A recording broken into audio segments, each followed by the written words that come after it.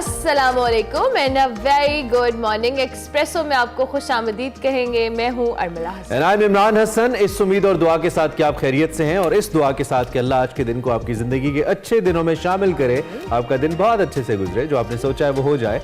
हम आपको वेलकम भी करते हैं और गुड मॉर्निंग भी कहते हैं और इसके साथ साथ best wishes for the whole day. Pakistan के अंदर रोजाना नई नई खबरें आती हैं और वो नई नई खबरें हमें ये मोटिवेशन देती है कि हम अलग सुबह आएं, आपसे बात करें और न सिर्फ आपसे बात करें बल्कि पूछें कि आप क्या कर रहे हैं। अब obviously it's one sided communication, आवाज आपकी आ नहीं सकती, तो somehow it's a heart to heart connection we just try to build. Pakistan के बहुत सारे ऐसे इलाके अनमला हसन जहाँ पे नॉर्मली स्नोफॉल होती है और अभी नहीं हुई है, लोग थोड़े से मायूस चल रहे हैं, खासतौर पे जैसे मालम जब्बा वगैरह है, वहाँ पे कोई बहुत इंप्रेसिव स्नोफॉल अभी कहीं पे नहीं हुई है ना, तो इस वजह से लोग कह रहे हैं कि अगर हो जाए तो लोगों को घूमने फिरने का मौका मिल जाए और इसी में छुट्टियां गुजरे जा रही हैं। जो यहाँ पे सर्दी आ गई उसका क्या करना है वो समझ नहीं आ रही। मुझे लगता है ये जाने वाली है, ऐसे लगता है। पता नहीं कब जाएगी। मुझे तो अब गर्मियाँ अच्छी लगने लगी है, दो कि मेरा हर साल का ये प्रॉब्लम है, लेकिन बहुत सर्दी है जनाब।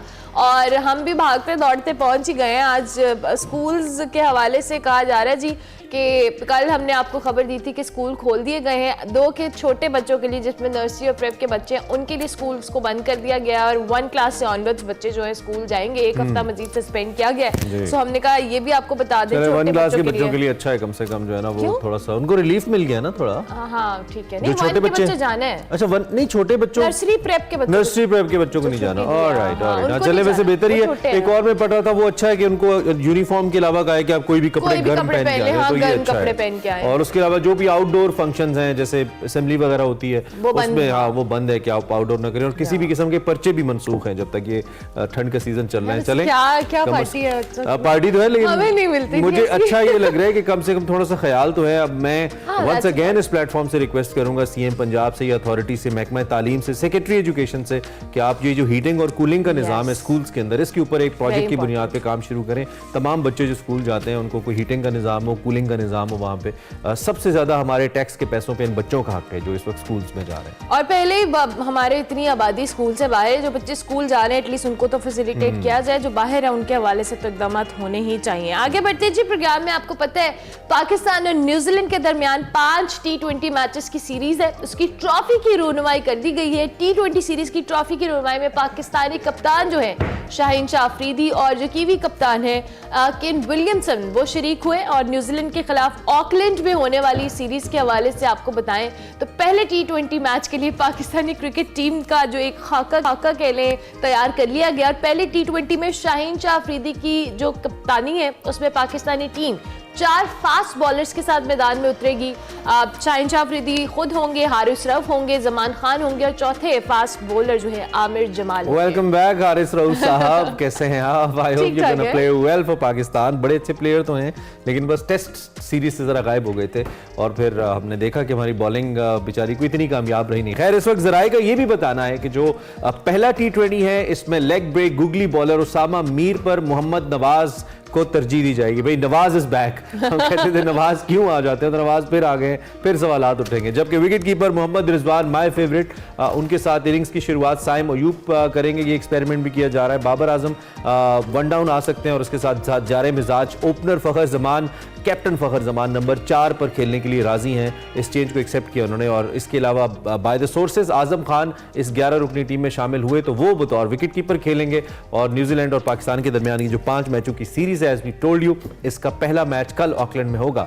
शाहीन अफरीदी पहली बार टीम की क़यादत करेंगे, सो देखना है कि वो Lahore Qalandar to international Pakistan team कैसी क्रिकेट अफरीदी खेलते हैं। Though he been a very good captain so far. Though he is और अल्लाह कर चीजें बेहतर हों और हम इस मैचेस को अच्छे तरीके से डिस्कस करें, ना कि जैसे हमने टेस्ट मैचेस के हवाले से बात की थी। आगे बढ़ते हैं जनाब और अब कुछ सियासी मैच की बात करते हैं आज की बड़ी खबर में।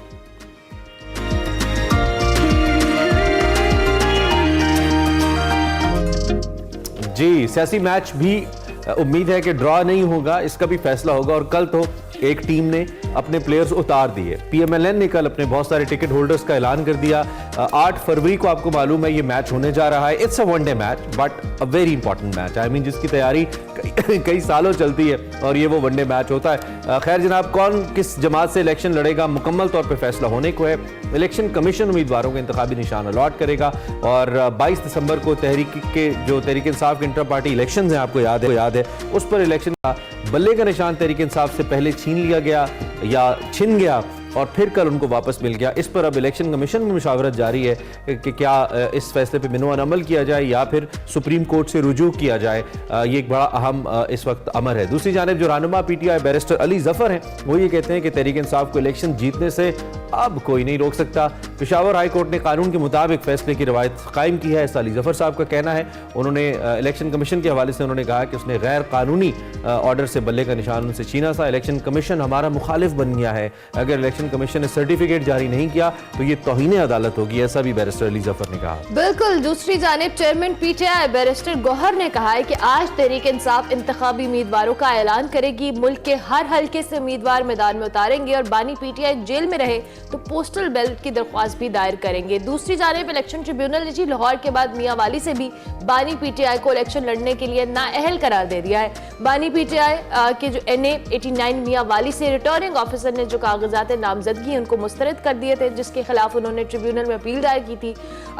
दूसरी जानिब जी लीगी रहनुमा और साबिक वफाकी वजीर दाखिला राना सनाउल्लाह साहब ने कहा है कि मुस्लिम लीग नून 15 जनवरी से मुल्क भर में इंतखाबी जलसे शुरू करेगी। इंतखाबी मुहिम की क़यादत नवाज शरीफ करेंगे और मुल्क भर में 60 जलसे किए जाएंगे। मरियम नवाज और शहबाज शरीफ 15 जनवरी से इंतखाबी जलसों का आगाज करेंगे, जबकि नवाज शरीफ 17 जनवरी से अपने जलसों का आगाज करेंगे। रात गए पाकिस्तान मुस्लिम लीग नून ने रावलपिंडी, गुजरांवाला और दीगर इज़दाकली कौमी और सूबाई असम्बलीज के उम्मीदवारों का ऐलान किया है। कई सारे जो नाम है वो नए शामिल हुए हैं और पुराने और जो दरीना कारकुनान है उनको नजरअंदाज भी किया गया, जिससे नारोवाल से दानियाल अजीज और गुजरात से चौधरी जाफर इकबाल को टिकट नहीं दिया गया। ये जाफर इकबाल साहब वाला बड़ा सरप्राइजिंग है मेरे लिए। चले दानियाल अजीज का तो एक कॉन्फ्लिक्ट था। बहरहाल नून लीग ने जिन नामों का ऐलान किया है वो तहरीक इंसाफ समेत दीगर पार्टियों के मुकाबले में टफ उम्मीदवार हैं, जीतने की पोजीशन में हैं, इलेक्टेबल्स हैं इनके अंदर।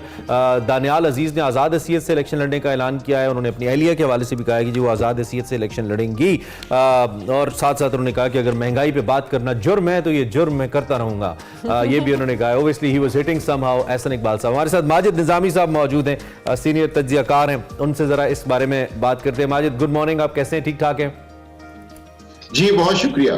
हमने आपकी और नाजरीन की आसानी के लिए थोड़ा सा मंजरनामा तो रखा सामने, लेकिन ओब्वियसली हमें इस पे आपका एनालिसिस चाहिए होगा। सबसे पहले जो टिकट्स की तकसीम है इसके ऊपर हम बात कर लेते हैं। क्या एज एक्सपेक्टेड टिकट्स का ऐलान किया गया? एक सीट को फिलहाल कंसिडर नहीं भी किया गया, खासतौर पर रावलपिंडी में जो सरवर साहब वाली सीट थी, गुलाम सरवर वाली, उसके ऊपर अभी आई बिलीव ऐलान नहीं हुआ। बड़ी अहम सीट है और कुछ जगहों पर ऐलान हुआ लेकिन लोगों की तवक्कुआत के कुछ बरक्स हुआ। आप इसको कैसे देखते हैं? क्या एनालिसिस है आपका इस तकसीम के ऊपर? ठीक है ये जी, ये PMLN ने तकरीबन 2 दिन पहले ये ऐलान किया है और इसके अंदर हम अगर थोड़ा डिटेल में जाएं तो हमें ये कॉम्बिनेशन नजर आता है। बेसिकली इमरान खान के खिलाफ तहरीक अदम एतमाद जब कामयाब हुई थी उस वक्त कई MNAs ने इनका साथ दिया था। फिर इसी तरह पंजाब में जब हमजा शहबाज की गवर्नमेंट आई थी उस वक्त कई MPs ने इनका साथ दिया था, तो उनमें से भी काफी लोगों को एडजस्ट किया गया है।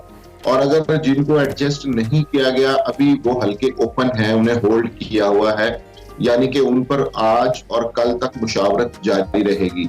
जिस तरह आपने रावलपिंडी की बात की, इसी तरह फैसलाबाद से तलाल चौधरी और नवाब शेर वसीर की टिकट का अभी तक फैसला नहीं हो सका। लाहौर की जो अहम तरीन टिकट हैं वो सामने नहीं आई, तो इसलिए लग रहा है कि इस्तेहकाम पाकिस्तान पार्टी और मुस्लिम लीग नून के अंदर अभी भी बातचीत का सिलसिला जारी है और कई ऐसे हलके हैं कि जिनके ऊपर वो मुशावरत कर रहे हैं कि वहां पर कौन सा कैंडिडेट लाया जाए। बिल्कुल इसी तरह जंग से फैसल साले हयात कुछ दिन पहले ही मुस्लिम लीग नून में आए हैं और वो टिकट्स ले चुके हैं। राजा रियाज साहब को भी टिकट मिल चुकी है, तो इसलिए लग रहा है कि मुस्लिम लीग नून ने अपने कारकुनों या अपने पुराने रहनुमाओं के साथ साथ नए आने वालों को भी इसमें शामिल किया है, क्योंकि मुस्लिम लीग नून ये चाहती है कि उनका मुकाबला इस वक्त खासा मुश्किल और सख्त है, इसलिए वो अपने बेहतरीन उम्मीदवारों को मैदान में उतारे। ठीक हो गया। दूसरी जानिब माजिद साहब, जिस तरह से आप कह रहे हैं कि बेहतरीन उम्मीदवारों को मैदान में उतारें, लेकिन कैंडिडेट्स के हवाले से ऐलान तो हुए। अब जो इलेक्शन कैंपेन के हवाले से राना सनाउल्लाह साहब ने कहा है, हम बार बार कई अरसे से इस हवाले से बात भी कर रहे हैं कि जो इलेक्शन से पहले की एक कैंपेन होती है या गहमा गहमी होती है, वो अनफॉर्चुनेटली इन इलेक्शंस में हमें नज़र नहीं आई। और ये जो अब 17 जनवरी से या 15 जनवरी से ऑनवर्ड जो इलेक्शन कैंपेन का ऐलान किया गया है, जिसमें 60 के करीब जलसे भी कहा है, आपको लगता है कि इलेक्शन से इतना कम टाइम पहले इस तरह की कैंपेन और अब मैदान में उतरना ये पॉजिटिव एक चीज़ है या ये उनको कुछ इस चीज़ का ड्रॉबैक हो सकता है मुस्लिम लीग नून को? जी, मुस्लिम लीग नून के रहनुमाओं का जो मौकफ था वो ये था कि ये टिकट एलोकेशन हमारे लिए ज्यादा इंपॉर्टेंट काम है, और जब हम वो कर लेंगे, हलकों के अंदर पूरी सेटिंग एडजस्टमेंट बना लेंगे, अपने व्हील्स पर तरतीब दे लेंगे, तो फिर उसके बाद हम इलेक्शन में जाएंगे। सो अब ये जो पूरा एक प्लान है, ये जो 60 जलसों का जिक्र किया जा रहा है, इसमें से तकरीबन 10 से 15 ऐसे जलसे हैं जिसमें मियां नवाज शरीफ जाएंगे और वो मुख्तलिफ अहम मुकामात पर होंगे और वो उन बड़े जलसों से खिताब करेंगे। तो मुस्लिम लीग नून ने ये बात दुरुस्त है कि खासी लेट वो इलेक्शन कैंपेन के अंदर दाखिल हो रहे हैं और शायद इसका उन्हें नुकसान भी हो, क्योंकि इलेक्शन का मोमेंटम बनाना बहुत जरूरी होता है जब अपोजिशन में आपके सामने एक मजबूत हरीफ मौजूद हो। सो इसलिए ये ड्राइंग रूम पॉलिटिक्स और टिकट्स की एलोकेशन और इससे ज्यादा अहम चीज अवामी राब्ता होता है। और पीडीएम की 16 माह की हुकूमत के अंदर अवाम ने इन्हें खासा पसंद नहीं किया। महंगाई का मसला है, कीमतों का मसला है, बेरोजगारी है, अब लोड शेडिंग भी दोबारा से वापस आ रही है। तो ये वो सारी चीजें जिनकी वजह से अवाम से कनेक्टिविटी जो है वो ज्यादा करनी चाहिए थी। अच्छा माजिद साहब, एक बात इसमें बड़ी दिलचस्प है, क्लियर तो आप कर दीजिए तो ज्यादा बेहतर है। वो ये कि जैसे इस्तेहकाम पार्टी के साथ सीट एडजस्टमेंट है, तो कोई कुदरती इत्तफाकी इत्तेहाद तो ये है नहीं, हमें मालूम है। मतलब अगर तो ये इत्तेहाद इससे पहले अमल में आता तो अलग बात थी। अब जिन खास तौर पे अगर मैं मिसाल के तौर पे गुलाम सरवर साहब का जिक्र करूं, लेट्स सपोज अगर उनको टिकट दे दिया है, उनके साथ सीट एडजस्टमेंट की जाती है जैसे अलीम खान साहब के साथ किया गया है या जहांगीर तरीन साहब के साथ किया गया, तो ये तो एलाइज तो रहे नहीं है कहीं पे ये, और ना ही ये उन लोगों में शामिल है जिन्होंने पीडीएम गवर्नमेंट के अंदर कोई हिस्सा लिया या वोट किया हो पीडीएम गवर्नमेंट के लिए। तो इससे लगता है कि कहीं ना कहीं पीएमएलएन को कॉम्प्रोमाइज करना पड़ रहा है। हालांकि तगड़े हल्के हैं, पिंडी में तो चौधरी निसार साहब लड़ रहे हैं जो कि सबसे देरीना कारकुनों में शामिल है पाकिस्तान मुस्लिम लीग नून के। तो ये फैसले जो एडजस्टमेंट सीट्स होंगी इसके बाद कहीं हर्ट तो नहीं करेंगे खासतौर पर वोट बैंक को, और खुदा ना खास्ता ऐसा भी हो जाए कि नून लीग को मुश्किल वक्त देखना पड़ जाए इन सीट्स के ऊपर एडजस्टमेंट्स की सूरत में? जी बिल्कुल, ये बड़ा एक सीरियस क्वेश्चन है और मुस्लिम लीग नून के कई रहनुमा मीटिंग्स में ये कहते भी हैं कि हमें सीट एडजस्टमेंट की कीमत अदा करनी पड़ सकती है, क्योंकि हमारे सामने गुज़िश्ता साल पंजाब के ज़िमनी इलेक्शंस मौजूद हैं जिसमें 25 उम्मीदवारों ने हमजा शहबाज शरीफ को वोट दिया, लेकिन जब उन्हें कॉन्स्टिट्यूएंसीज के अंदर टिकट दे के भेजा गया तो वहां पर 16 ऐसी नशिस्तें थी जहां पे पीटीआई जीत गई। तो इसलिए ये एक थ्रेट बिल्कुल मौजूद है, लेकिन इस थ्रेट का एनालिसिस करें और इस्तेहकाम पाकिस्तान की जो एक पैकेज डील है उसको सामने रखें तो लगता है कि मुस्लिम लीग नून उस पैकेज डील को ज्यादा तरजीह देगी। उसकी वजह यह कि इस्तेहकाम पाकिस्तान पार्टी इलेक्टेबल्स का एक ग्रुप है, उनका कोई नजरियाती वोट तो नहीं है। दूसरा ये कि उनकी सिफारिशात भी बहुत मजबूत हैं, तो उन सिफारिशात को नजरअंदाज करना भी मुस्लिम लीग नून के लिए मेरा ख्याल है मुश्किल होता जा रहा है, और जहां से उनकी सिफारिश आ रही है तो उस सिफारिश को टालना मेरा ख्याल है मुश्किल होगा। इंपॉर्टेंट पॉइंट है। तहरीक इंसाफ क्या इतना बड़ा थ्रेट रह गई अब? आई मीन कि सारी स्ट्रैटेजी तहरीक इंसाफ को जहन में रख के बनाई जाए, ग्राउंड तो तकरीबन ऐसे लगता है कि खाली है, कोई जलसा वो नहीं कर पा रहे, कोई टेलीथॉन नहीं उनकी हो रही, उसके बावजूद इतना बड़ा थ्रेट है आपके ख्याल में तहरीक इंसाफ पीएमएलएन के लिए, जब उसकी लीडरशिप भी वापस आ गई है, टिकट्स की तकसीम भी वो कर चुके हैं, I mean they are comfortably playing in the ground? जी मुझे लगता है कि तहरीक इंसाफ को खामोश खतरे के तौर पर डील किया जा रहा है। उसकी वजह यह कि आज तक होने वाले जितने भी इलेक्शंस के पैमाने हैं, जितने भी बाई इलेक्शंस हैं, उसमें इनकी परफॉर्मेंस अच्छी रही है। उसके बाद से हमारे पास ऐसा कोई पैमाना नहीं आया कि जिसपे ये गेज किया जा सके कि तहरीक इंसाफ जो है वो कमजोर हो चुकी है या हल्कों से निकल चुकी है। तो इस वक्त तहरीक इंसाफ का खामोश खतरा है वो ये है कि इन केस चूंकि वो सारे लोग सोशल मीडिया पे एक्टिव हैं और पूरे पाकिस्तान में आवाम तक खबरें पहुंच रही हैं, तो क्या पोलिंग डे पे वो अपने रद्द-ए-अमल का, अपने एहतजाज का इजहार करेंगे या नहीं? अगर तो करेंगे तो फिर बाकी जमातों के लिए खासा मुश्किल हो जाएगा तो इस खामोश खतरे को देखते हुए सारी प्लानिंग की जा रही है। ओके, ठीक हो गया, खामोश खतरे के हवाले से आपने क्या। अच्छा, हमारे साथ दूसरी जानिब एमक्यूएम पाकिस्तान ने भी कराची से कौमी असेंबली के लिए अपने उम्मीदवारों के नाम फाइनल किए हैं। 22 में से 18 नशिस्तों पर उन्होंने उम्मीदवारों का ऐलान किया है। इस ऐलान को और उनके जो कैंडिडेट वो मैदान में उतारे उस हवाले से आप बताइएगा। जी, एमक्यूएम का ये इलेक्शन इसलिए दिलचस्प होगा कि 2018 में पीएसपी मौजूद थी, पाक सरजमीन पार्टी, जो कि एमक्यूएम से ही निकली हुई एक जमात थी। अब उनका एमक्यूएम से इत्तेहाद हो चुका है और वो सब लोग एक ही जमात में हैं। तो इसलिए उन सारे लोगों का एक कॉम्बिनेशन बनाया गया है, पीएसपी के लोगों का और एमक्यूएम पाकिस्तान के लोगों का, और उनको इसमें एडजस्ट किया गया है। तो इसलिए एमक्यूएम को भी इस दफा टिकट्स एलोकेशन में खासी मुश्किल हुई है, क्योंकि जब दो ग्रुप मिल जाएं और एक जमात में आ जाएं तो फिर वहां पर ज्यादा बहस मुबाहिसा होता है, ज्यादा अंदरूनी लड़ाई होती है।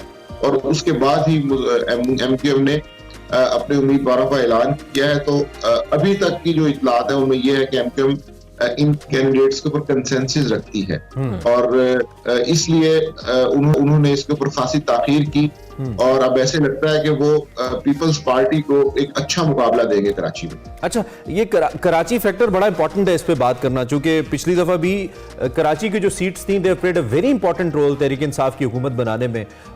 लेकिन मैंने खुद चूंकि जाती तौर पे भी देखा और तज्जियों में भी हम पढ़ते हैं, और कराची जो कि हमें नजर भी आता है, कोई बहुत बड़ा मेजर चेंज तहरीक इंसाफ की हुकूमत अपनी हुकूमत के दौरान लेके नहीं आ पाई। जिस चेंज की उन्होंने बात की थी, लोग मायूस भी नजर आए। फिर पीडीएम की गवर्नमेंट ने कुछ उनको तकवीयत जरूर दी कि वो दोबारा से अवाम में जाने के काबिल हुए, लेकिन कराची में कुछ सिग्निफिकेंट नहीं हुआ। एमकेएम को भी कराची आजमा चुका, पीपल्स पार्टी तो कई साल से है वहां पे। तो कराची के वोटर के माइंड में आपके ख्याल में क्या है इस वक्त, या क्या प्रायोरिटी होगी जिसकी बेस पे would he vote for a change, I mean for a party like PMLN, आपको लगता है?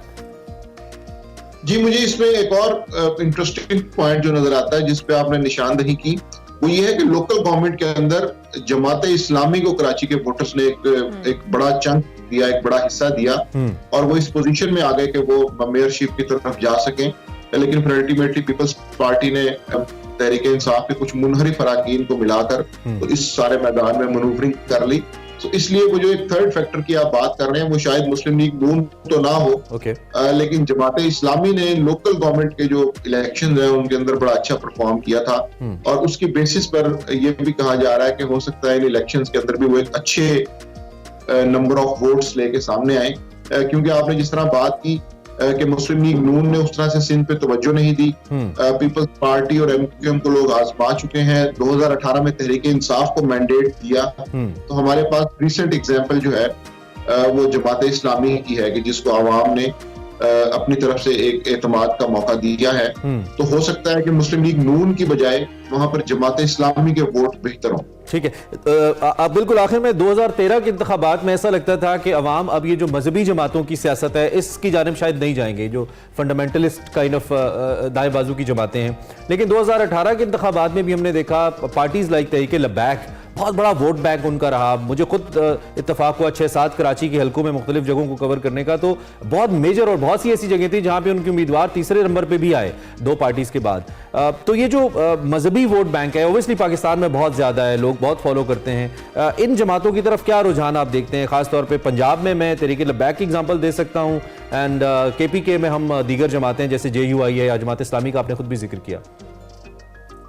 जी, JUI तो मेरा ख्याल है मजहबी जमात के साथ साथ इलाकाई जमात भी है और उनका बलूचिस्तान और खैबर पख्तूनख्वा के अंदर अपना एक वोट बैंक मौजूद है। जहां तक मामला है तहरीक लब्बैक का, तो 2018 के मामलात में अगर हम नजर डालें तो ऐसे लगता है कि पंजाब के अंदर चूंकि पीपल्स पार्टी तकरीबन वाइप आउट हो चुकी थी, तो इसलिए पंजाब में जिस तरह कई हलकों में तहरीक लब्बैक तीसरे नंबर पर थी। इसी तरह कराची की आपने बात की, तो कराची के अंदर भी उस वक्त पीपल्स पार्टी ने उस तरह से कम बैक नहीं किया था। 2018 के बाद से पीपल्स पार्टी ने कराची पे खासी तवज्जो दी है। उन्होंने वहां पे कई इलेक्शंस जीते हैं, बाई इलेक्शंस के अंदर अपने तरक्याती प्रोग्राम का ऐलान किया उन्होंने। तो इसलिए मुझे लगता है कि कराची से ज्यादा पंजाब के अंदर तहरीक लब्बैक के पास अभी भी गुंजाइश मौजूद है और वो कराची से ज्यादा पंजाब के अंदर बेहतर कारकर्दगी का मुजाहरा करेंगे, क्योंकि यहाँ पर तहरीक इंसाफ और मुस्लिम लीग नून के बाद तीसरे नंबर की जमात पीपल्स पार्टी नहीं थी। ओके। सो इसलिए पीपल्स पार्टी और तहरीक लब्बैक के अंदर तीसरे नंबर की जमात बनने के लिए पंजाब में मुकाबला होगा। ओके ओके, ठीक है। Thank you very much Majid, बहुत शुक्रिया, आपने हमें वक्त दिया और इस आम मौजू पे बात की। देखना यह है कि अवाम क्या सोच रहे हैं। बहरहाल इलेक्शन की एक शक्ल सामने आ रही है, लेकिन एज अमला सेड कि वो गहमा गहमी नहीं है। उम्मीद करते हैं बन जाए, अल्लाह करे, और हमें भी बात करने में जरा इंटरेस्ट, हमारा भी मजीद डिबेट हो। ब्रेक लेते हैं, ब्रेक के बाद वापस आते हैं। आप देखते रहिए एक्सप्रेस।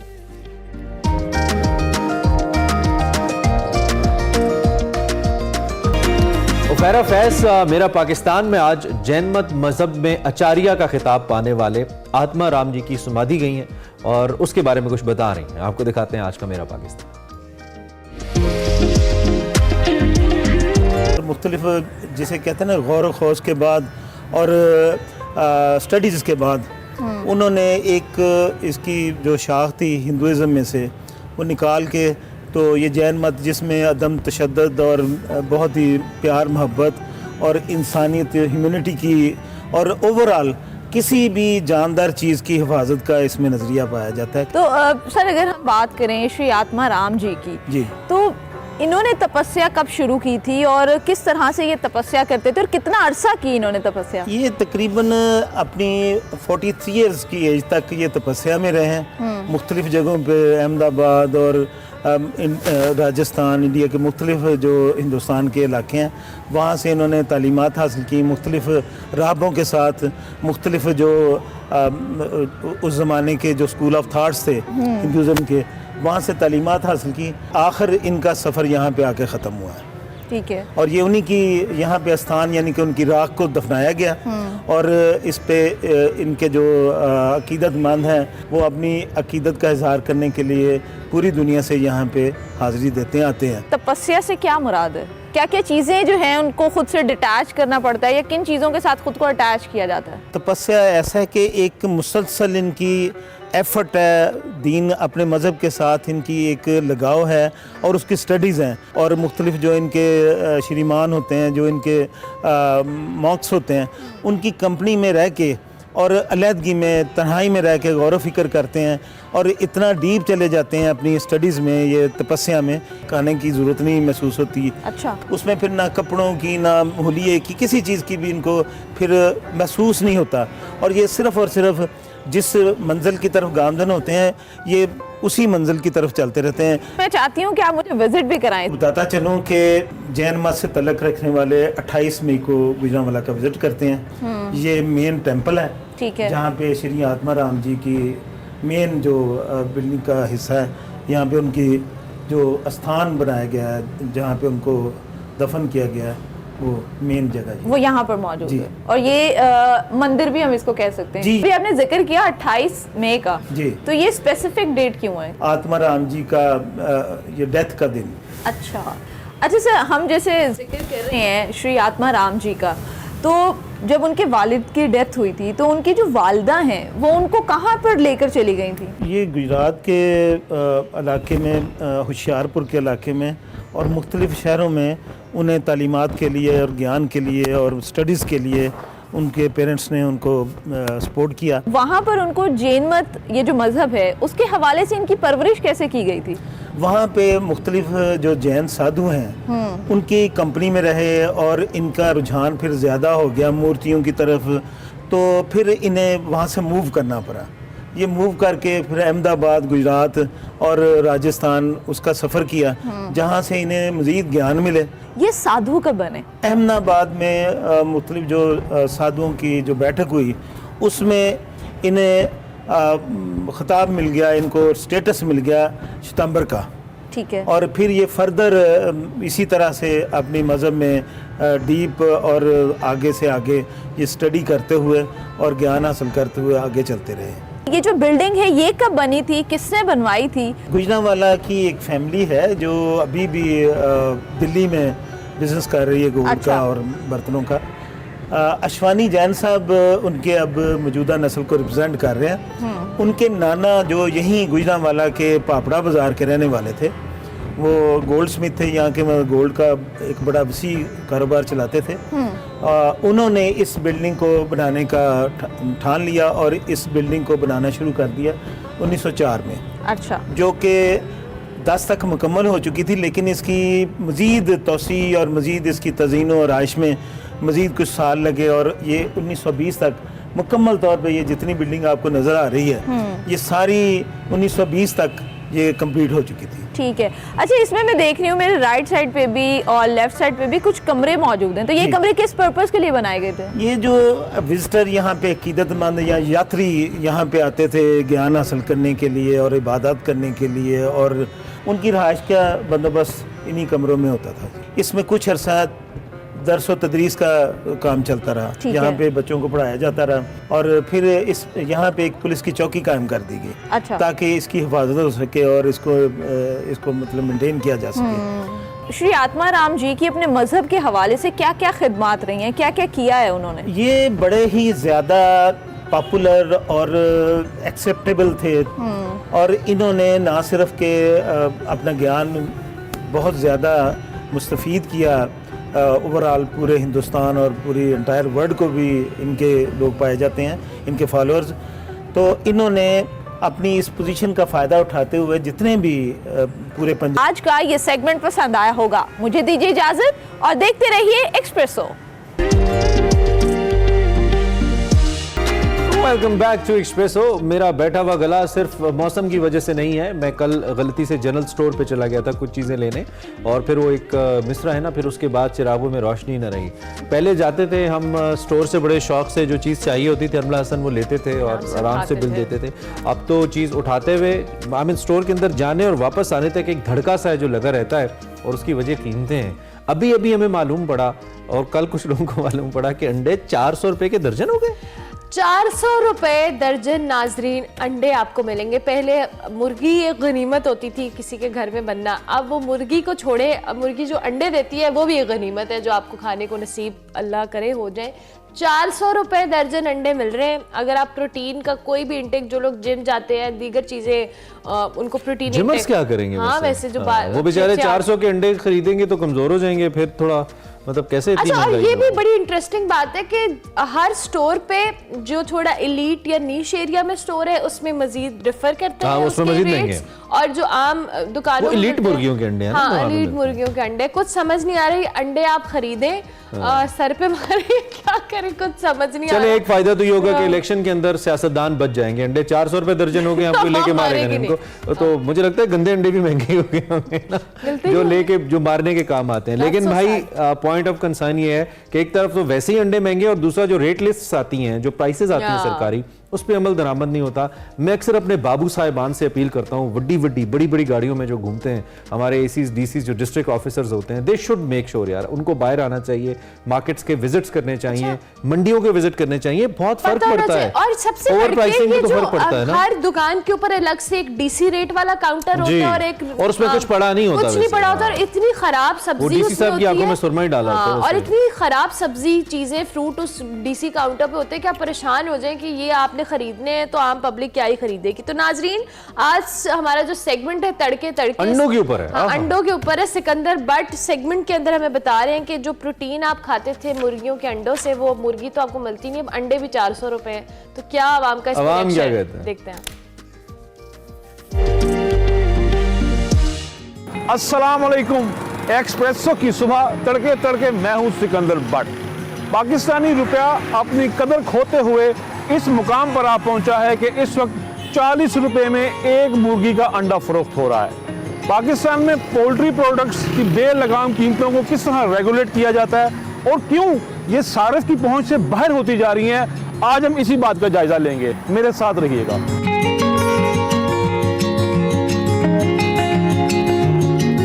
आप ही मुझे ये बताएं, अंडा 40 रुपए का हो गया एक, तो क्या कहेंगी इस पर आप?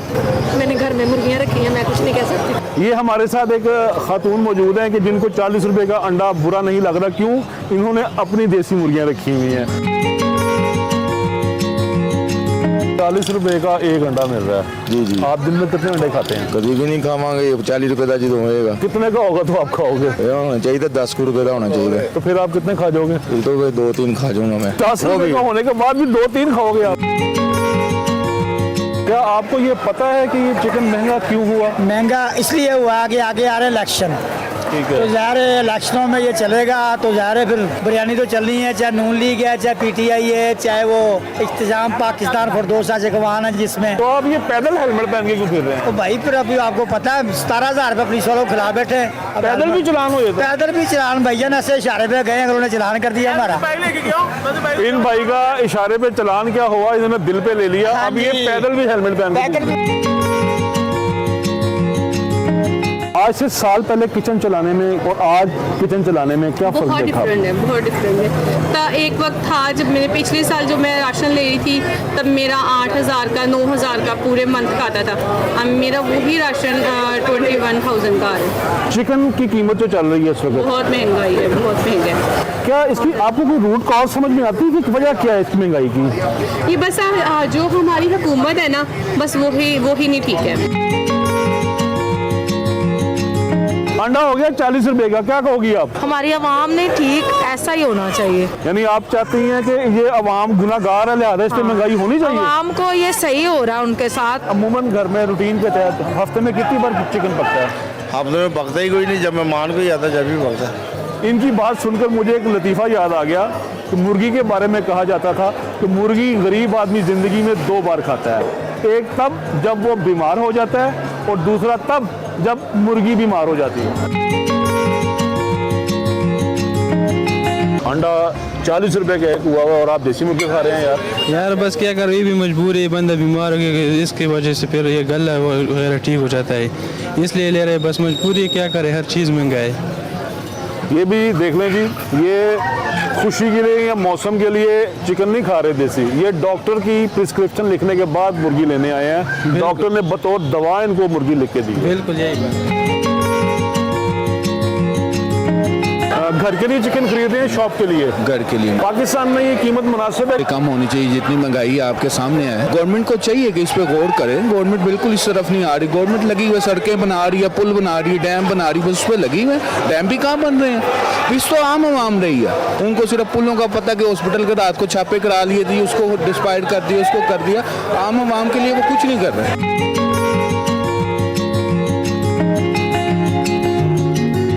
इस वक्त जो कीमतें चल रही हैं जी, ये सार्फिन को, आपके ग्राहक को मुनासिब लग रही होती है कि वो चीखते चलाते हैं? वो पहले जब नई ये रेट बढ़ा था तो तब वो चीखते चलाते थे। अब तो ग्राहकों की वो हो गई है, यानी कि एक आदत सी बन गई है, तो सारे उस हिसाब से। मुश्किलें मुझ पर पड़ी इतनी कि आसान हो गई।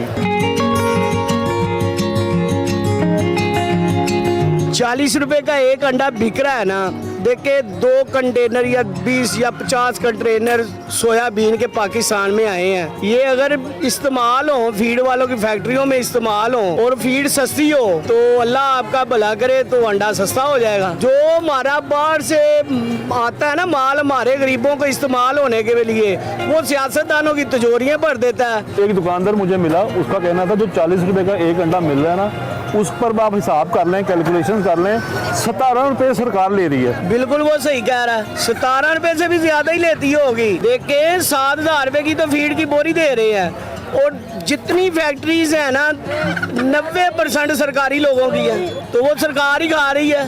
गरीब आदमी क्या खा रहा है? कुछ भी नहीं। क्या अजीम कौम है पाकिस्तानी के जो अंडे पर भी टैक्स दे रहे हैं।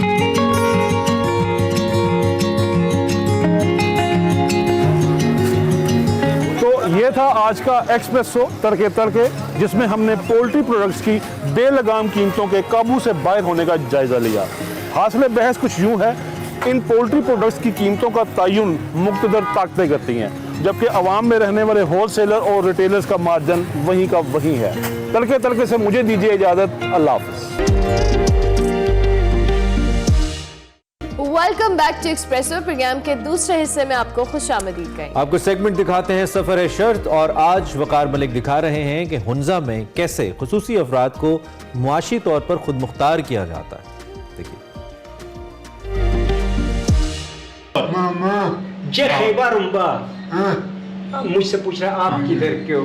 इनका ये कहाँ के? मैंने कहा ये खिन लाहौर उम्बा चे खैबर उम्बा खैबर जे खैबर उम्बा। अच्छा ये आप क्या बता रहे हैं? अच्छा इन लोगों का एक यूनिक चीज क्या है कि इनको 3 चीजों से बड़ा लगाव है। एक अपना काम, दूसरा सही खाना हो इनके लिए, तीसरा जब बोर होते हैं तो म्यूजिक। अच्छा, ये इनके लिए पड़ा हुआ है? ये खुद बजाते हैं। अच्छा, हाँ, ये भी सीखा हुआ है। तो ये खुद अपने लिए बजाते हैं और खुद नाचते हैं जब बोर होते हैं। तो इनका ये 3 काम। बिल्कुल। वैसे इनके भी ये 3 काम हैं, इसमें कोई शक नहीं है, लेकिन ये पूरा हुंजा का भी काम है। सही कह रहे हो आप, लव म्यूजिक। सही कह रहे हो। अस्सलाम वालेकुम नाज़रीन, मैं वकार अहमद और आप देख रहे हैं सफ़र है शर्त। और आज मैं आपके लिए एक ऐसी स्टोरी लेके आया हूँ जो पाकिस्तान के लिए फ़ख्र है, जो पूरे पाकिस्तान के लिए, हम सब के लिए फ़ख्र है। हम अमूमी तौर पर समझते हैं कि ऐसे लोग जो डिसेबल्ड होते हैं, किसी भी हवाले से ज़हनी माजूरी का शिकार होते हैं, हम उनको बोझ तस्वुर करते हैं। लेकिन मैं हुंजा में हूँ, यहाँ इनको बोझ नहीं तस्वुर किया जाता, इनको सोसाइटी का हिस्सा बनाया जाता है। वो सोसाइटी में किरदार अदा करते हैं और वो मुआशी तौर पर अपने कदमों पे खड़े होते हैं। इसी वजह से जब हम कहते हैं कि जब हमें हुंजा में कोई भिखारी नज़र नहीं आता या ओवरऑल जीबी में कोई नज़र नहीं आता, उसकी वजह कार्डो जैसे इदारे हैं, उसकी वजह इस तरह के इदारे हैं जो इस तरह के इनिशिएटिव्स लेते हैं। और ये सोसाइटी के अंदर जो सेंसिटाइजेशन है, जो हसासियत है, ये आपको इतना मुतासिर करती है। और ये कमाल स्टोरी है, हसनैन भाई बताएंगे ये कब से है। ये जितने भी और काफ़ी अरसे से, मैं मतलब बहुत ज़माने से ये सुना है कि यहाँ पे जो डिसेबल्ड लोग हैं या जो ज़हनी माजूरी का भी शिकार हैं, वो यहाँ पे अपना कोई काम करते हैं और माशी तौर पे वो अपने पाँव पे खुद खड़ा होते हैं। वकार भाई, 1996 से पहले यहाँ पे भी पाकिस्तान के दूसरे इलाकों से कोई मुख्तलिफ वो नहीं था किसी भी हिसाब से माजूर अफराद के लिए। तो जिस तरह दूसरे शहरों में होता है कि या बाहर घूम रहे होते हैं सड़कों पे, घर वाले भी इनको घर वाले बोझ समझते हैं, यही सूरत हाल इधर भी था। इस चीज़ को रियलाइज़ करके 1996 में एक प्रोजेक्ट इनिशिएट किया गया है यहाँ के लोकल लोगों ने। कार्डो का पहला फ्लैगशिप प्रोजेक्ट था जिसके अंदर खुसूसी अफराद को ख़ास तौर पर मुख्तलिफ हुनर सिखाया गया, जिसमें अभी जो हम हैं शर्मा सेंटर कहलाता है। शर्मा सेंटर जी, रिहेबिलिटेशन शर्मा कहते हैं। ट्रेडिशनल रग को ब्रुशस्की में शर्मा कहते हैं, वाक़ई में उसको प्लॉस कहते हैं और फारसी में भी प्लॉस कहते हैं। तो ये प्लॉस बेसिकली कदीम में as a carpet locally use होता था। तो ये 96 के अराउंड तक मॉडर्नाइजेशन की वजह से ये तकरीबन नापेद हो गया था। यहाँ पे मज़ीद लोग ये नहीं बना रहे थे। तो कार्डो ने कहा, ये सोचा कि भाई इन लोगों को स्किल सिखाया जाए जिनको बिल्कुल बेकार समझा जाता है। तो इनको हुनर सिखाया गया। 96 से ऑनवर्ड वकार भाई, तकरीबन इनिशियल फेज़ में हमारे पास 60 अफराद थे, खुसूसी अफराद जिनको सिखाया गया था। फिर उनमें से बहुत सारे ऐसे कि अपना उन्होंने जाके शुरू किया या किसी दूसरे कामों में हाथ बटाने लगे घर पे। इस वक्त हमारे पास 30 अफराद हैं जो मुसलसल आ रहे हैं, रेगुलर आ रहे हैं। और जिस तरह ऊपर मैंने आपको बता दिया बैग्स प्रोजेक्ट के हवाले से जो खुसूसी अफराद को उसमें इंक्लूड किया गया है, ये इनके लिए एक किस्म का थेरेपी सेंटर है। वर्क थेरेपी के थ्रू हम इनको इंगेज करते हैं। ये अपने मर्ज़ी से आते हैं काम पे और 3 बजे हम इनको ड्रॉप देते हैं, क्योंकि सुबह ये हर एक अपने मर्ज़ी से आता तो पिक हम नहीं दे सकते। एक आदमी अगर 9 बजे आता है, 10 बजे, 11 बजे, हाँ, वो मुश्किल हो जाए जी। तो उनको पिक करना एक फिक्स टाइम में वो मुश्किल हो जाता है। तो आने के लिए हमने इनको फ्री हैंड दिया हुआ है। जाते जाते हम 3 बजे इनको लेके जाते हैं। हर बंदा जो है मुख्तलिफ यानी मेंटल डिसऑर्डर्स हो सकते हैं, तो स्पेसिफिक यानी बड़ी सब्जेक्टिव सी बात है ना कि कोई बंदा क्या काम कर सकता है, इस पे हर बंदे पे अलग काम होता है। बिल्कुल, क्योंकि इनकी जो डिसेबिलिटी बिल्कुल डिफरेंट है हर एक। तो अभी उसके कोई मेंटली चैलेंज्ड है तो उसको एक मखसूस काम में लगाया जा सकता है, जिसमें बिल्कुल जो जिसकी कैपेसिटी जितनी है उसको फिर हम समझ लें कि अपर स्किल के अंदर इन्वॉल्व नहीं कर सकते। एक आदमी बिल्कुल ही नॉर्मल है, सिर्फ सुन नहीं सकता, बोल नहीं सकता, तो उसको इस काम पे लगाया गया है, इसी चीज़ में ट्रेन किया गया है, क्योंकि बाकी वो बिल्कुल नॉर्मल है, मेंटली भी नॉर्मल है, सिर्फ सुन नहीं पा रहा और बोल नहीं पा रहा है, तो वो मतलब काम बहुत बेहतर कर सकता है। तो उनके डिसेबिलिटी के हिसाब से उनको ट्रेन किया गया। तो ये जो जितने भी लोग हैं पूरे हुंजा वैली, यानी जहाँ जो भी आपको पता चलता है, फाइंड आउट कैसे करते हैं, कैसे लोगों को यहाँ पे लेके आते हैं, या लोग खुद जो उनके घर वाले हैं वो खुद आपको कार्डो को अप्रोच करते हैं? वकार भाई बेसिकली आपको पता हुंजा एक छोटी सी जगह है, मुख्तलिफ गाँव पे मुश्तमिल है और हमारे पास इसका पूरा डेटा है कि हर गांव में कितने लोग डिसेबल हैं। फिर हम उन लोगों को इंगेज करते हैं कि भाई कोई भी प्रोजेक्ट हमारा हो, मुख्तलिफ हुंजा के मुख्तलिफ रीजन में अभी हम चीज़ें एक्टिविटीज़ करवाते हैं, तो उसी एरिया के जो डिसेबल्ड लोग हैं उन्हीं एक्टिविटीज़ में उनको प्रेफरेंस हम देते हैं। अब यहाँ पे जो है सेंट्रल हुंजा में जितने भी डिसेबल्ड लोग हैं उनको हमने इंगेज किया, ख़वातीन हो या मर्द हो। तो ये सेंट्रल हुंजा में जितने भी डिसेबल्ड अफराद हैं या पर्सनस विद डिसेबिलिटीज़ हम कहते हैं PWDs, उनको इंगेज किया। इनको क्या मुआवजा किस तरह देते हैं मुआवजा? वकार भाई इनको मंथली हम स्टाइपेंड देते हैं, एक वजीफ़ा दे देते हैं, फिक्स्ड है वो, और वो भी ज़्यादातर हम लोग यहाँ लोकल जो हमारे फिलैंथ्रोपिस्ट हैं या डोनर्स हैं, लोकल अफराद कंट्रीब्यूट करते हैं। तो ये 30 अफराद को रेगुलर मंथली हम वजीफ़ा दे देते हैं। बाकी अगर ये रग्स बनाते हैं तो ये रग तकरीबन एक रग बनने में 1.5 महीने 2 महीने लगते हैं। तो इस पे हम डिपेंडेंट नहीं है, हम टोटली जो यहाँ के लोग लेकिन इससे भी आ रहे होते हैं पैसे, इससे भी आ रहे होते हैं और जो लोग हैं वो भी देते हैं। एग्जैक्टली और इस तरीके से एक साइकिल जो है वो बिल्कुल इसको चला रहे हैं। तो इस तरह 2 तरह के फायदे हो गए, एक तो ये हो गया कि लोगों को मुआवजा मिल गया, आप माशी तौर पे अपने पाँव पे खड़े हो गए, और दूसरा ये हुआ कि एक साइकोलॉजिकल उनको थेरेपी मिल गई, मेंटली वो एक रिलैक्स रहते हैं या एक काम में मगन रहते हैं। एग्जैक्टली इसके अलावा भी ये है वकार भाई, मेन जो इनका इज्जत नफ्स जो माशरे के अंदर है, सबसे इम्पोर्टेंट ये कि इनके घर के लोग इनको वैल्यू करना शुरू कर देते हैं, इनके माशरे के लोग हमसाए इनको वैल्यू कर रहे हैं कि यार, बल्कि बहुत सारे मास्टर डिग्री होल्डर से बेहतर इनको ट्रीट किया जाता है। अगर मास्टर डिग्री लेके एक बंदा घर पे बैठा हुआ है तो उनके बेहतर ये उनके निस्बत ये बेहतर लोग हैं, जबरदस्त, क्योंकि ये घर का निज़ाम चला है। तो ये इसका इम्पैक्ट बहुत ही मतलब कमेंडेबल है, बहुत ही मतलब यूनिक टाइप का। और जितना हुंजा में सेंसिटाइजेशन है इनके हवाले से, मैं I am very much sure कि जितने भी यहाँ पे आते होंगे इनको एक बच्चों की तरह ट्रीट किया जाता होगा, और जिस तरह ये खुश बैठे हुए थे, जिस तरह उन्होंने हमें वेलकम किया है, तो ये इनको एक बिल्कुल बच्चों की तरह ट्रीट भी किया जाता होगा और बड़े मोहब्बत के साथ। और ये आपने यहाँ पे नोट किया होगा, इस बिल्डिंग के अंदर अभी आपको फिर एक पोर्शन में लेके जाऊंगा, यहाँ पे इंक्लूसिव हमने एक वर्क स्पेस बनाया हुआ है, जहाँ पे पर्सन्स विद डिसेबिलिटी भी उसी डिग्निटी के साथ काम कर रहे हैं जितना एक नॉर्मल आदमी डिग्निटी के साथ काम कर रहे हैं।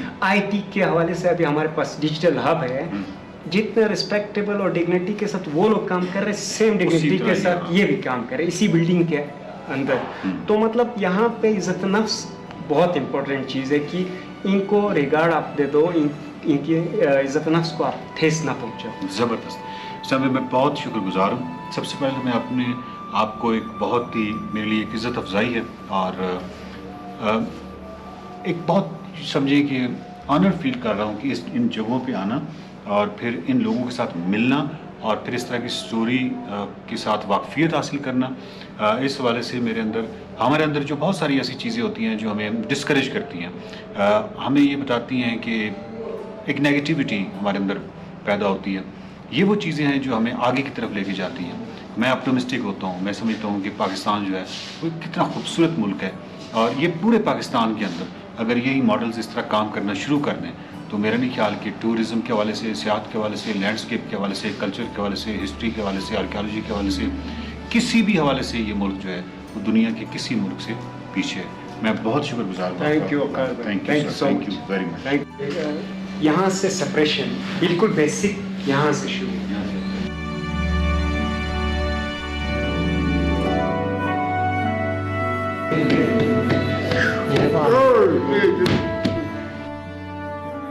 Welcome back to Expresso. Break के बाद वापस आ गए जनाब, और अब हम बहुत सेगमेंट्स के बाद क्रिकेट की फाइनली बात करने वाले हैं। पहले T20 मैच के लिए जी आपको पता है पाकिस्तान क्रिकेट टीम का जो एक खाका है उसको तैयार किया गया है। सोर्सेज के मुताबिक कि पहले T20 में, जैसे हमने आपको प्रोग्राम के आगाज़ में भी बताया था कि शाहीन शाह अफरीदी की क़यादत में पाकिस्तानी टीम में 4 फास्ट बॉलर्स के साथ पाकिस्तानी टीम मैदान में उतरेगी।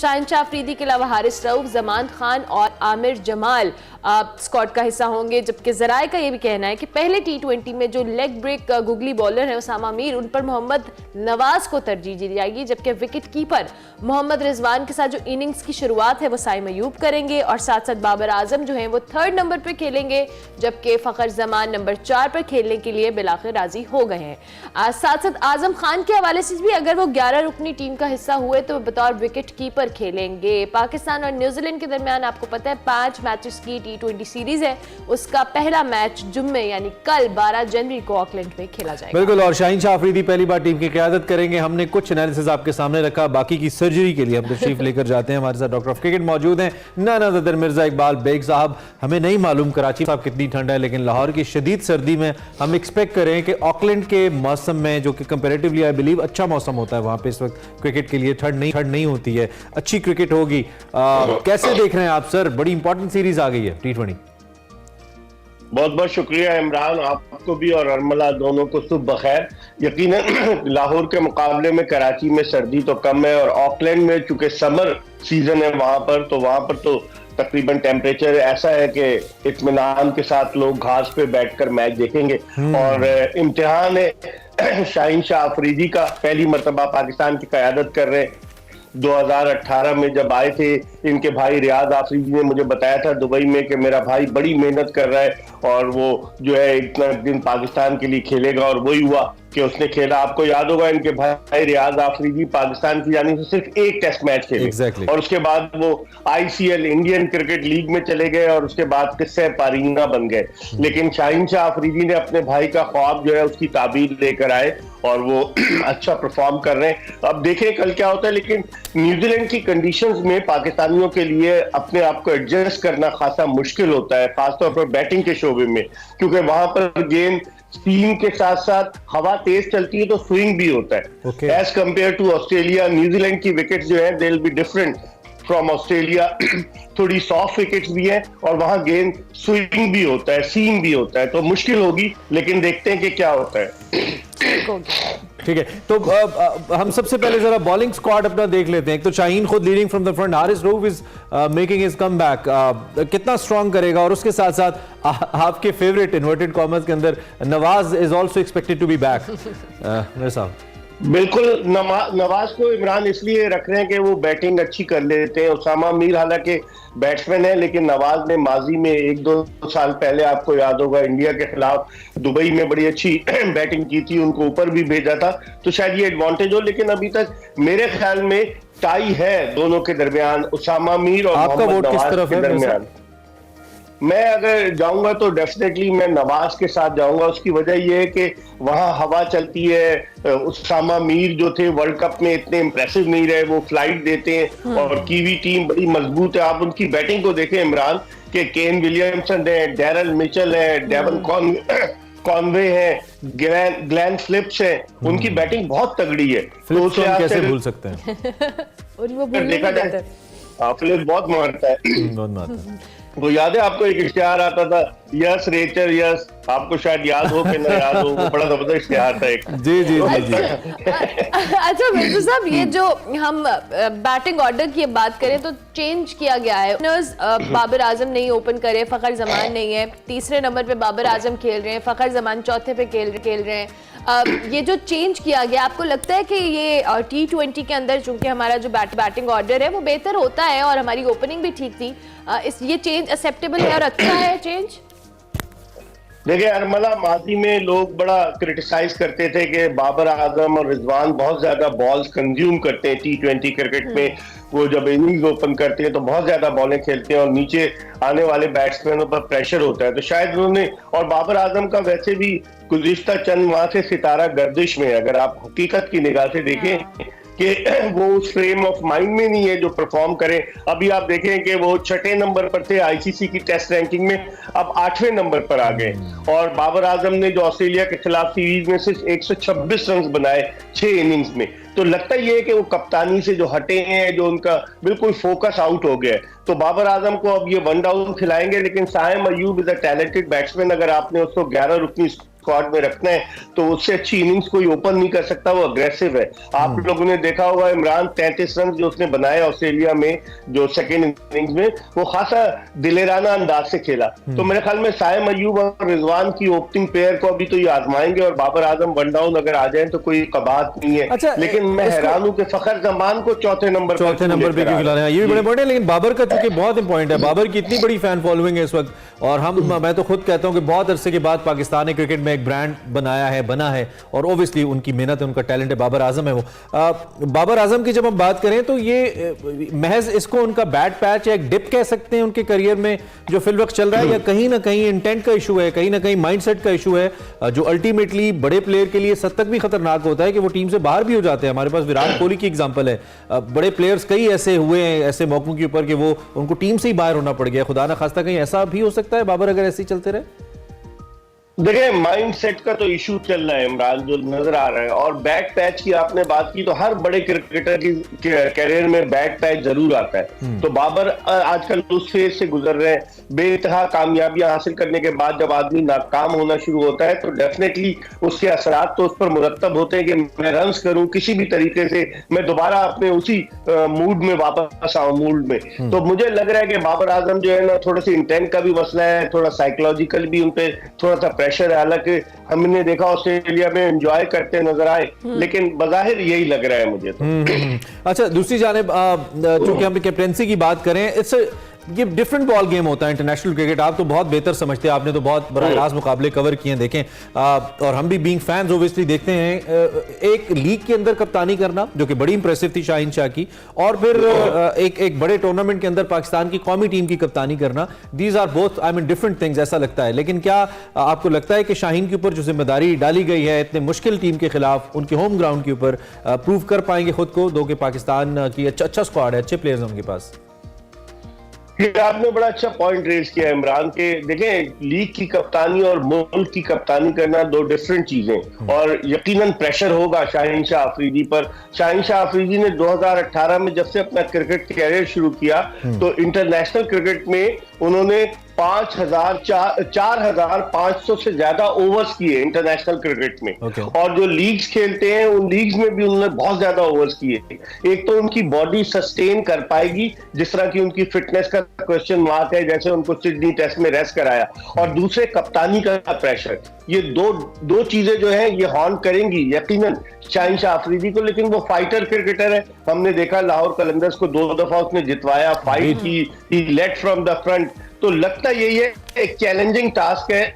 लेट्स सी कि इस चैलेंजिंग टास्क में वो कैसे पूरा उतरता है। आपको याद होगा 1982 में इमरान खान को पहली मर्तबा कप्तान बनाकर इंग्लैंड भेज दिया गया और पाकिस्तान टेस्ट सीरीज में उसने लॉर्ड्स टेस्ट में कामयाबी हासिल की। ऐसी बहुत सी मिसालें हैं कि जब प्रेशर आता है और प्रेशर में खिलाड़ी ज्यादा अच्छा परफॉर्म करता है और कैप्टन हो तो और ज्यादा उसकी जिम्मेदारी बढ़ जाती है। तो मेरे ख्याल में it will be a challenging task for Shaheen Shah Afridi. Definitely challenging तो होगा, अल्लाह करे इसमें कामयाबी हो। जो कि हमने टेस्ट मैचेस की सीरीज में कुछ अच्छा रिजल्ट दो के शान मसूद कैप्टनसी कर रहे थे, लेकिन मेरे सब जो व्यूअर्स हैं या क्रिकेट फैंस हैं वो तो डिसअपॉइंटेड हैं। टीम का मोरल भी डाउन होता है इस तरह से अगर आप हारें और आप कोशिश करने के बावजूद हारें। सो आपको लगता है कि इस T20 सीरीज के अंदर पाकिस्तानी टीम ओवरऑल अच्छे मोरल के साथ मैदान में उतरेगी कल? देखिए अरमला, टीम का मोरल तो डाउन था ऑस्ट्रेलिया में, लेकिन अब ये डिफरेंट गेम ऑफ क्रिकेट है। अब ये व्हाइट बॉल पे आ गए रेड बॉल से। दूसरे ये साल बड़ा इंपॉर्टेंट है। इस साल जून में वर्ल्ड कप हो रहा है अमेरिका में और वेस्ट इंडीज में, और पाकिस्तान जो था लास्ट टाइम जब वर्ल्ड कप हुआ था ऑस्ट्रेलिया में 2022 में तो फाइनल में पाकिस्तान पहुंचा था। पाकिस्तान की T20 टीम की वैल्यू दुनिया में as compare to test team बहुत ज्यादा है। तो अब 5 T20 है, एक तो पाकिस्तान को अपना मोरल अप करना होगा बिफोर द वर्ल्ड कप, और दूसरे यही मौका है कि पाकिस्तान अपने खिलाड़ियों को आजमाए। तो 5 T20 के बाद जी साहब, आपने जो जिक्र किया टाइम कम है, कैसा फील हो रहा है? कभी आपने सोचा था कि पाकिस्तान वर्सेस इंडिया न्यूयॉर्क में खेल रहे होंगे जून के महीने में? बहुत जबरदस्त होगा। लोग अभी से 9 जून के टिकटों की डिमांड कर रहे हैं। जो एक्सपेट्रिएट्स पाकिस्तानी है वो कह रहे हैं कि टिकट्स हमें कहीं से दिलवा दें। बड़ा जबरदस्त होगा। न्यूयॉर्क का स्टेडियम आउटस्कर्ट्स में बन रहा है। मेरे एक दोस्त हैं वो वहीं स्टेडियम के पास रहते हैं, कहते हैं कि तामीर का काम जारी है और इंशाल्लाह मुकम्मल हो जाएगा। फिर डैलस में मैच है, फिर फोर्ट लॉडरडेल फ्लोरिडा में भी मैच है। तो उस लिहाज से अगर देखा जाए तो फोर्ट लॉडरडेल में तो मैं गया हूँ, वहां पर बड़ा अच्छा स्टेडियम है, वहाँ इंटरनेशनल मैचेस है। लेकिन न्यूयॉर्क का तो क्या बात है, वहाँ अमेरिका में तो इमरान सब लोग ड्राइव करके आ जाते हैं, जैसे आप इस्लामाबाद से लाहौर आते हैं, वहाँ तो लंबी लंबी ड्राइव होती है। सर आई विश यहाँ से अमेरिका में ड्राइव करके जा सके, इंडियन एम्बेसी की तरह अमेरिकन एम्बेसी भी ना करे, वीजे दे दे लोगों को जो लोग जाना अल्लाह चाहते हैं। करे वैसे वाकई ये बहुत लेकिन एक काम कीजिएगा, अरमला से खाने पीने की चीजें बनवा के ले जाइएगा। सर दूसरी बात ये कि मैंने कहा सब आपको फोन कर रहे हैं तो एक आध मैसेज हम भी कर देते हैं आपको एडवांस में टिकटॉक के लिए कर रहे हैं। अच्छा टाइम है हमारे पास अभी? नहीं, मेरे ख्याल से टाइम बिल्कुल आखिर में कैसी क्रिकेट आप एक्सपेक्ट कर रहे हैं और पाकिस्तान की स्ट्रैटेजी बता दें, क्या होनी चाहिए? जीतें तो पहले खेलें या आप चेस की जानिब जाएं? ऑकलैंड के हवाले से बताइए, फिर हम वाइंड अप करेंगे। अग्रेसिव खेले पाकिस्तान, क्योंकि वो मैच जो ऑकलैंड के वक्त के मुताबिक शाम 7 बजे और पाकिस्तानी वक्त के मुताबिक सुबह 11 बजे शुरू होगा। बिल्कुल आप प्रेशर ना लेके खेलें तो कोई बईद नहीं, T20 में हमारी टीम बहुत अच्छी है। हमारी टीम बहुत अच्छी है। Thank you very much Mirza sahab for joining us. Doctor of cricket Mirza Iqbal Baig हमारे साथ मौजूद थे। क्रिकेट के ऊपर तज्जिया दे रहे थे। पाकिस्तान वर्सेस न्यूजीलैंड, कल से T20 मैचेस की सीरीज स्टार्ट हो रही है एंड वी आर होपफुल कि पाकिस्तान टीम टाइम बड़ा अच्छा है हमारे शो के बाद 11 बजे। हाँ फिर हम चलिए जी ब्रेक लेते हैं, ब्रेक के बाद वापस आते हैं।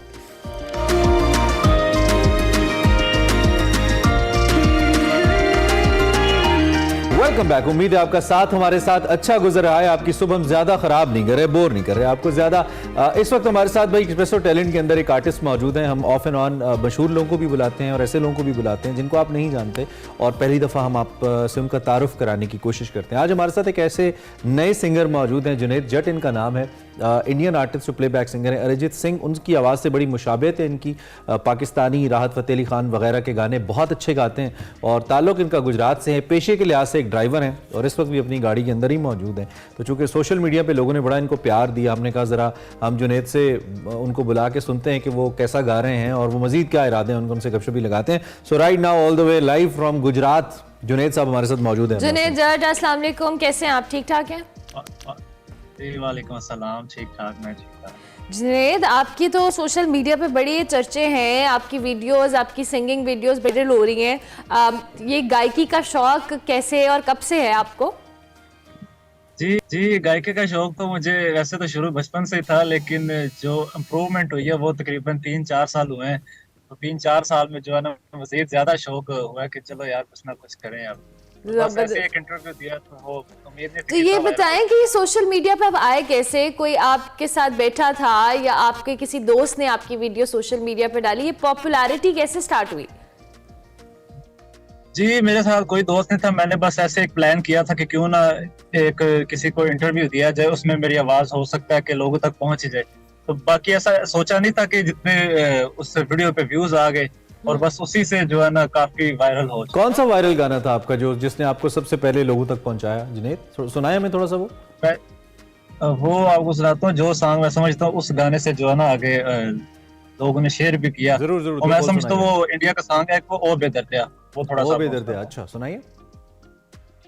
प्यार झूठा था जताया ही क्यों, ऐसे जाना था तो आया ही क्यों, ऐसे जाना था तो आया ही क्यों, ऐसे तो कर तो जरा और सितम कर दिया, आजा बेवजह सा ये रिश्ता खत्म कर दिया, ओ बेदर्दिया यार बेदर्दिया, ओ बेदर्दिया यार बेदर्दिया, ओ बेदर्दिया यार बेदर्दिया, ओ बेदर्दिया यार बेदर्दिया।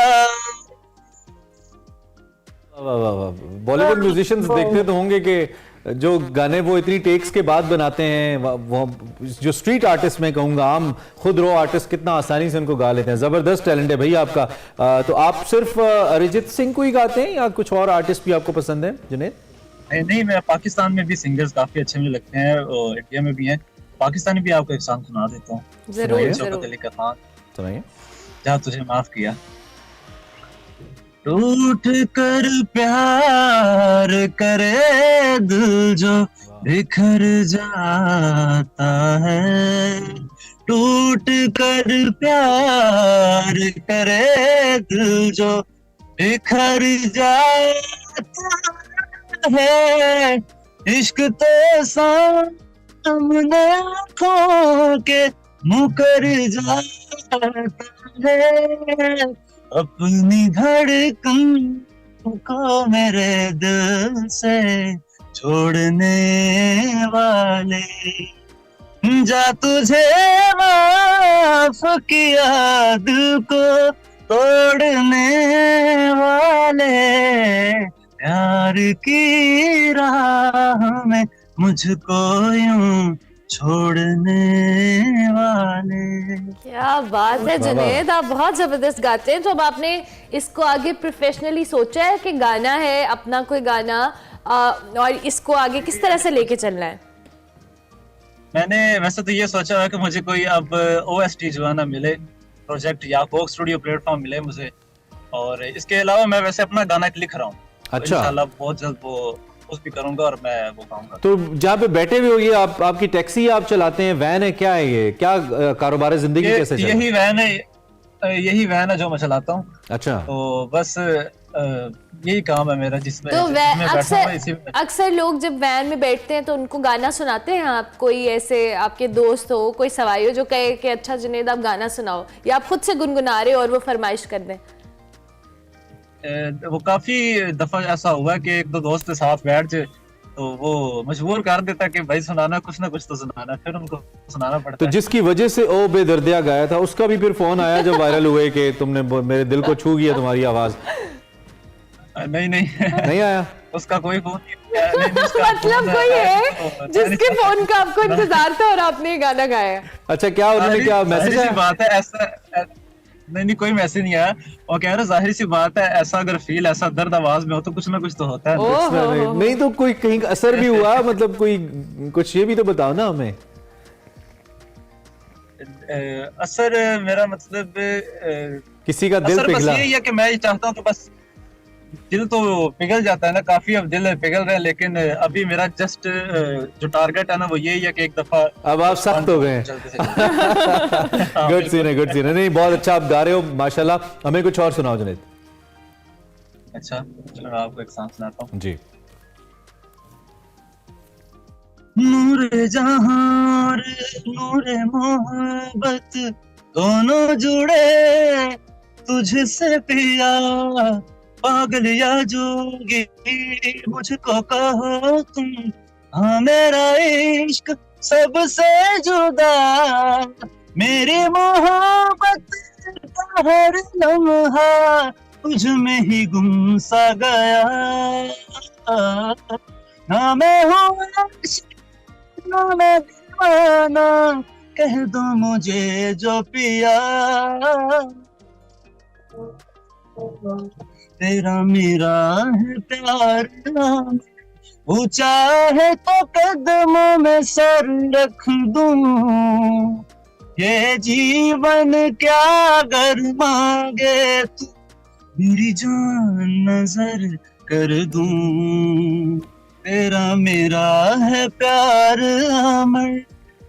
बहुत अच्छे जुनैद, बहुत अच्छे, बहुत अच्छे, बहुत जबरदस्त टैलेंट है आप। आपसे मिलकर हमें बहुत अच्छा लगा। हमारी बेस्ट विशेस आपके साथ हैं। जिन लोगों ने अभी अभी आपको देखा है, बहुत सारे लोग हैं ओबियसली, मैं भी उनमें से एक हूँ, क्या मैसेज देना चाहोगे उनसे, क्या कहना चाहोगे? आवाज़ तो आपकी बहुत अच्छी है, अच्छा गा रहे हो, पैशन भी है, तो आई बिलीव कि आप बहुत आगे जा सकते हैं। क्या कहना चाहेंगे आप, क्या कहेंगे? इंशाल्लाह मैं सबको यही कहना चाहूंगा कि कोई भी आर्टिस्ट या कोई भी बंदा किसी भी फील्ड में बस उसमें मेहनत करता रहे, इंशाल्लाह एक दिन आता जरूर है, उसको जो है ना कामयाबी की तरफ उससे वो जरूर जाता है। बस वो मेहनत करे और कामयाब जिंदगी जो आजकल के दौर में ये होनी चाहिए, बस होनी चाहिए। और अल्लाह ताला आपको बहुत कामयाब करे जुनैद, आप बहुत अच्छा गाते हैं, आपका टैलेंट बहुत अच्छा है और बहुत अच्छा लगा आपसे बात करके। गुजरात में कोई टैक्सी ले और जुनैद की टैक्सी में बैठ जाए वैन में, तो बड़ा सुरीला सफर हो सकता है उसका। आप जुनैद से गाने की फरमाइश करें, जुनैद आपको पूरा रास्ता एंटरटेन करेंगे। Thank you very much Junaid for joining us. Junaid Jatt हमारे साथ मौजूद थे। सोशल मीडिया पे गायकी के बड़े चर्चे और आज हमने इनको सुना भी है, बहुत अच्छा गाते हैं। ऐसे टैलेंट को सपोर्ट करें, प्रमोट करें, बड़े अच्छा इनका इंशाल्लाह फ्यूचर होगा। हमने एक ब्रेक लेनी है, ब्रेक के बाद वापस आएंगे और आप देखते रहिए एक्सप्रेस।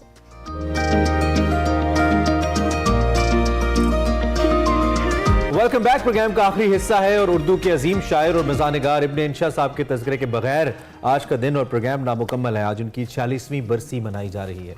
इब्ने इंशा का असल नाम शेर मोहम्मद खान था। 15 जून 1927 को हिंदुस्तान के शहर जलंधर में पैदा हुए। कराची यूनिवर्सिटी से एमए किया।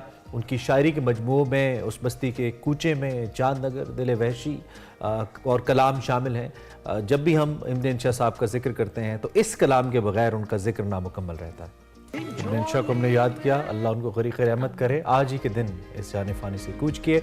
इसके साथ ही प्रोग्राम इख्तिताम को पहुंचता है। इंशाअल्लाह आपसे कल मिलेंगे।